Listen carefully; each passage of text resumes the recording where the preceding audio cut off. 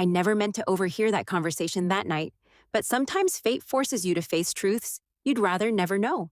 It was close to midnight when I returned from the store carrying a bag with a bottle of cheap wine and a couple of frozen dinners, the kind that quietly says, "This marriage is barely surviving."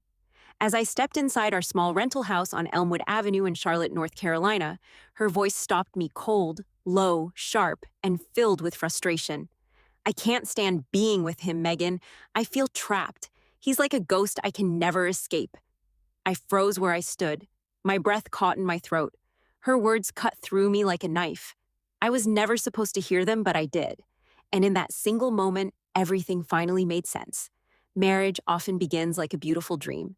Passionate promises, whispered conversations late into the night, and endless laughter over the smallest things. Then, slowly, it changes into ordinary routines, silent car rides, and nights where you notice the person beside you quietly turning away before falling asleep.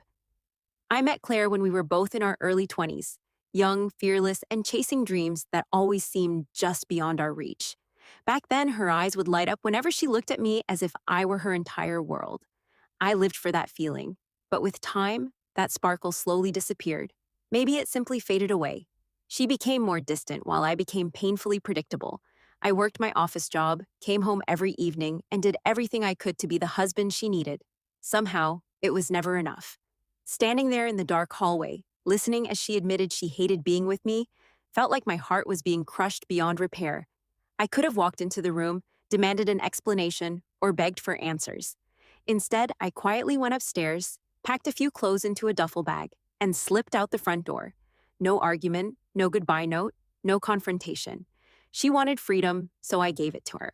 I drove to a rundown motel just off of 77 near Carowinds, a place with peeling paint, flickering lights, and the lingering smell of hopelessness. Sitting on the worn-out bed, staring at the loud, outdated wallpaper, I kept wondering how long she had really felt that way. How many months or years had I been nothing more than a shadow haunting her life? The next morning, my phone exploded with missed calls, text messages, and voicemails. "Where are you? We need to talk. Please come back." It almost made me laugh. The same woman who couldn't stand being around me was suddenly terrified because I had disappeared.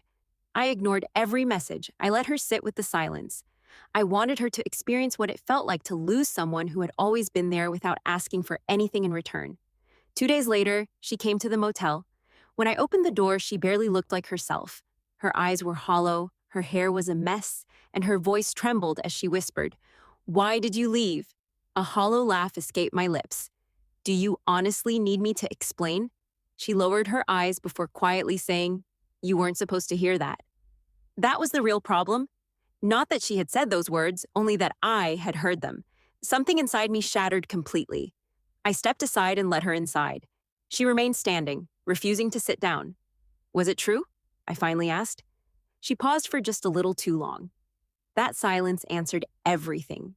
For the first time, Claire, the woman who always seemed to have the perfect words, had absolutely nothing to say.